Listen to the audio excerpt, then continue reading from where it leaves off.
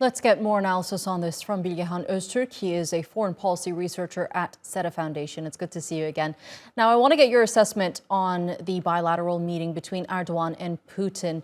Walk us through some of the important remarks they made for you and this new package of recommendations that Erdogan mentioned. What could it possibly entail that could get Putin back on the deal? Well, based on the statements, there are many remarkable, let's say, points made by both leaders, and in the same, let's say, level of the nature of the relations between the two countries.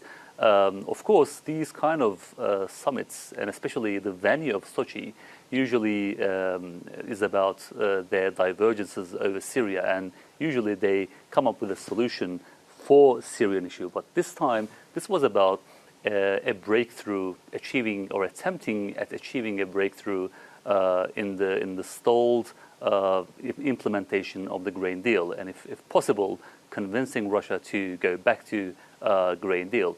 But the results are as expected, because Vladimir Putin and Russia is trying to prove a point by coming up with this kind of an offer.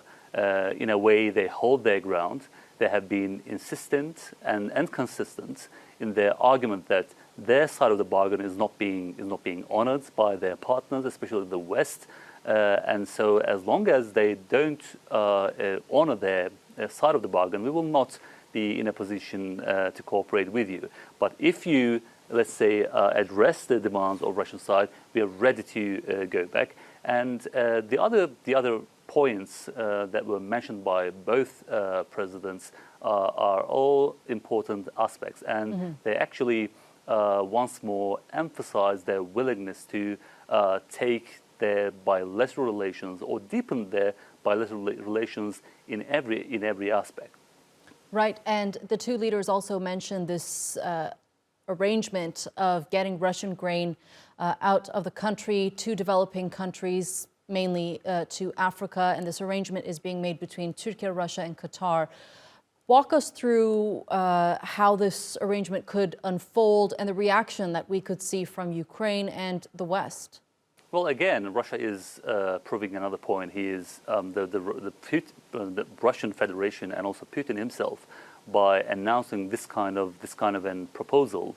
They are reiterating their point that Russia is the friend of the developing nations. Russia is a friend of the global South, so to speak, and also the countries, the neediest countries, the poorest countries, especially in Africa, which are affected badly by the food crisis that is a result of the Ukraine war. So in a way, this is a win or reiteration of their point, and at the same time, it is a stopgap measure in the absence of a fully fledged return to grain deal. Right. And in terms of how it will unfold, obviously Russia can deliver the material to Turkey and Qatar, and they have the facilities and capacity.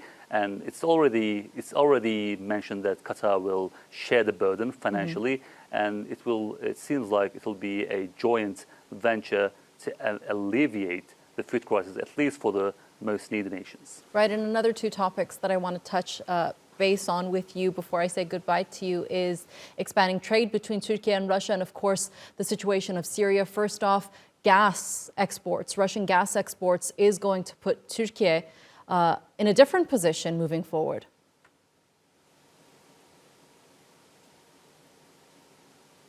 Well, obviously, trade is one of the most important aspects of relation between Turkey and Russia, despite all the, let's say, divergences, geopolitically speaking, in almost every region, ranging from Syria, Libya to Karabakh. Trade is the backbone of the relations between the two countries. Although it is the balance is against Turkey's interest, but still, this trade aspect is the backbone of this bilateral relations. And gas is obviously, when it comes to the trade relations, gas occupies a huge chunk in this relations, And Russia has already offered to increase the amount of Russian gas to be exported to Turkey. And Erdogan actually welcomed this in a way because of Turkey's long-term strategic interest. Because regardless of the war in Ukraine, Turkey has a long interest in being an energy hub, and it sees this as an opportunity, and it wants to seize that opportunity. All right, Bilgehan Ozturk, that's all the time I have left. Thank you so much for being with us here on the NewsHour and sharing that analysis with us.